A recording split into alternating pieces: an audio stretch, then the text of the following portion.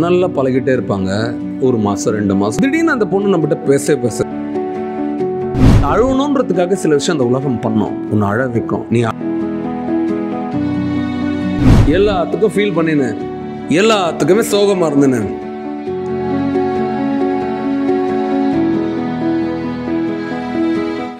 நல்லா போயிட்டே இருப்ப, நல்லா பழகிட்டே இருப்பாங்க. ஒரு மாசம் 2 மாசம் இல்லை செமஸ்டர்னா ஃபர்ஸ்ட் செம் செகண்ட் செம் நல்லா போயிட்டு இருக்கு. திடீர்னு அந்த பொண்ணு நம்மகிட்ட பேசுறது என்னன்னே தெரியாது. அது ஆண்களுக்கும் நடக்கும், பெண்களுக்கும் நடக்கும். ஜென்ரலாக ஃப்ரெண்ட்ஸ் திடீர்னு பேச மாட்டாங்க, என்னன்னே தெரியாது. என்னடான்னு யோசிச்சு பார்த்தா, கொஞ்சம் நோண்டு பார்த்தா நீ ஏதோ கொஞ்சம் மார்க் கொஞ்சம் பெட்டராக எடுத்துட்டு இருப்ப, அதனால பேசாத இருப்பாங்க. என்னடா இது நீங்கள் சொல்கிறது ரிலவெண்ட்டாகவே இல்லைன்னு நினைக்கலாம். இப்படியும் இருக்கிறாங்க மனிதர்கள். நீ ஒரு நல்ல ட்ரெஸ்ஸை நீ போட்டிருப்ப, இல்லை கொஞ்ச நாளாக போட்டுட்ருப்பேன், நீ ஒன்றும் அதை சொல்லியிருக்க மாட்டேன். இல்லை நீ ஏதோ நினச்சிருப்ப, ஆனால் அவங்க அதுக்கு ஒன்று நினச்சிட்டு இருப்பாங்க. பார்த்துருக்கியா? ஒவ்வொரு மனிதர்களும் வெவ்வேறு மாதிரி. நான் இப்பயே சொல்கிறேன், யாரையுமே அண்ணன் குற்றம் சொல்லலை. இது எல்லாமே பீப்புள். இது எப்படின்னா பஞ்ச் ஆஃப் ஆப்பிள் இல்லை, பஞ்ச் ஆஃப் ரோஸ் இல்லை. நீ ரோஸாக இருக்கலாம், அவங்க லில்லியாக இருப்பாங்க, அவங்க சன்ஃப்ளவராக இருப்பாங்க. இல்லை நீ ஒரு ஆனியனாக இருக்கலாம், அவங்க வேணால் ஒரு பொட்டாட்டோவாக இருப்பாங்க, இல்லை டொமேட்டோவாக இருப்பாங்க. ஒவ்வொருத்தரும் ஒவ்வொரு மாதிரி. எல்லாரும் மனிதர்கள் அப்படின்னு சொல்கிறதால எல்லா மனுஷன்லாம் ஒன்றும் ஆக மாட்டாங்க.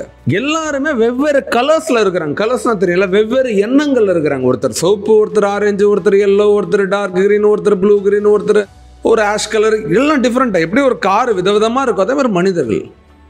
இன்ஜின், பிரெயின், ஹார்ட்டு, அவ்வளோதான். ஆனால் எமோஷன்ஸ் வேறு வேறு, வெவ்வேறு கலரில் இருக்கிறாங்க. ஒருத்தருக்கு ஒரு விஷயத்துக்கு கோவமே வராது, ஒரு விஷயத்துக்கு டக்குன்னு கோவம் வரும். ஒருத்தருக்கு அன்பே வராது, ஒருத்தருக்கு நிறைய அன்பு காட்டிகிட்டே இருக்க தெரியும். ஒவ்வொருத்தரும் உள்ள ஒரு மாதிரி இருப்பாங்க, வெளியே ஒரு மாதிரி காட்டுவாங்க. சில பேர் வெளியே வேற மாதிரி காட்டுவாங்க, உள்ள வேற மாதிரி இருப்பாங்க. இப்போ இது முதல்ல நீ புரிஞ்சுக்கணும்.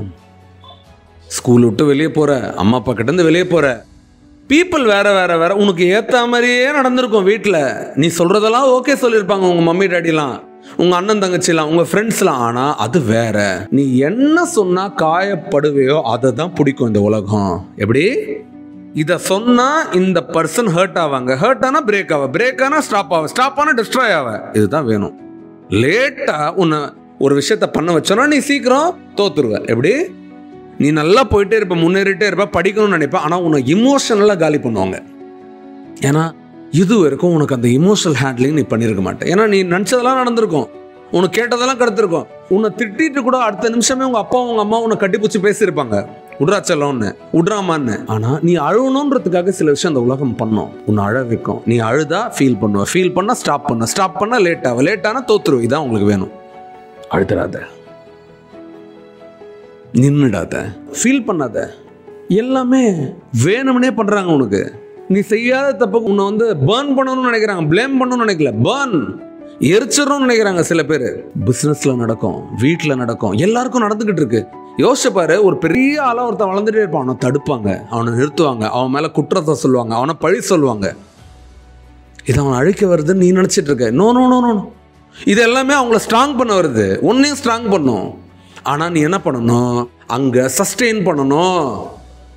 ஒரு இஷ்யூ நடக்குதா, டியூஷன் சென்டருக்கு போறியா, அங்கே ஒரு இஷ்யூ நடக்குதா, மியூசிக் கிளாஸ்க்கு போறியா, அங்கே ஒரு இஷ்யூ நடக்குதா, வேலைக்கு போறியா, அங்கே ஒரு இஷ்யூ நடக்குதா, காலேஜுக்கு போறியா, அங்கே ஒரு இஷ்யூ நடக்குதா, பார்ட்டிக்கு போறியா, அங்கே இஷ்யூ நடக்குதா. இங்கேருந்து ஓடி வந்துடக்கூடாது. இஷ்யூ நடந்ததுன்னா அதை ஹேண்டில் பண்ணணும், சமாளிக்கணும், சஸ்டெயின் பண்ணணும்.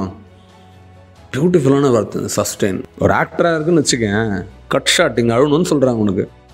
சஸ்டெயினிங்னா அந்த ஷாட் முடிகிறவருக்கு அழுகிறதுனா உன்னோட ஷாட் நிறுத்திடக்கூடாது, சஸ்டெயின் பண்ணணும். சிரிக்கிறது அதே மாதிரி தான். இந்த ஷாட் முடிகிறதுக்கு சிரிச்சுக்கிட்டே இருக்கணும். அப்போ என்ன பண்ணணும், அந்த சிரிப்புக்கான இமோஷன்ஸை கொண்டு வரணும். அதே மாதிரி தான் உன்னை அழ வைக்கணும்னு நினைக்கும் போது ஃபைட் பண்ணுற இமோஷன்ஸை மைண்டில் கொண்டு வா. என்ன பண்ணணும், மைண்டில் நீ ஃபைட் பண்ணுறதை இமேஜின் பண்ணு, சஸ்டெயின் பண்ணுறதை இமேஜின் பண்ணு, அடிச்சு தம்சம் பண்ணுறதை இமேஜின் பண்ணு, வெறித்தனமாக உன்னை இமேஜின் பண்ணு. எதிராளி நீ அழணும்னு இமேஜின் பண்ணுறான், ஆனால் அது நடக்காது ராஜா. அழுறதுக்காகலாம் நான் பிறக்கல, சாதிக்கிறதுக்காக பிறந்திருக்குன்றது பேசு.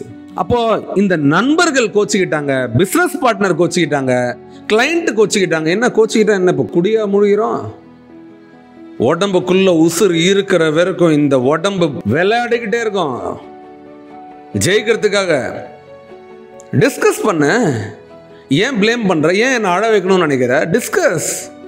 உனக்கு ஏதாவது பிரச்சனைனா சொல்லு, எனக்குள்ள நான் மாத்திக்கிறேன். ஆனா என்னை வேணும்னே என்னை காலி பண்ணணுன்றதுக்காக தான் நீ பிரச்சனை பண்ணுற அப்படின்னா உன் விளையாட்டுக்கு நான் வந்து இங்கே ஆள் இல்லை. எங்கேயாவது போய் தனியாக விளையாடு, என்கிட்ட விளையாடுற வேலை வச்சுக்காத. ஏன்னா நீ இது வரைக்கும் விளையாடினாலும் நான் இல்லை, வேற மாதிரி ரொம்ப சாதாரணமாக ஏதோ ரொம்ப சாஃப்டாக இருக்கிறன்னு நினச்சிக்காத. இப்படி தான் உன்னோட ஆட்டிடியூட் இருக்கணும். தாங்க மாட்டேன். அதே மாதிரி ஞாபகம் வச்சுக்கோ, இந்த ஆட்டிடியூட் உங்களுக்குள்ளே இருக்கும் போது நீ உன்னை ஹேண்டில் பண்ண கற்றுக்கிட்டா தான் அந்த ஆட்டிடியூட் ஒன்று அச்சீவ் பண்ண முடியும். எல்லாத்துக்கும் ஃபீல் பண்ணினு, எல்லாத்துக்குமே சோகமாக இருந்துன்னு, எல்லாத்துக்கும் இமோஷனலாக யோசிச்சுட்டே இருந்து உன்னால் உன்னோட காக்னிட்டிவ் பிரெயினை யூஸ் பண்ண முடியாது. உன்னோட சுய சிந்தனை உன்னால் யூஸ் பண்ண முடியாது.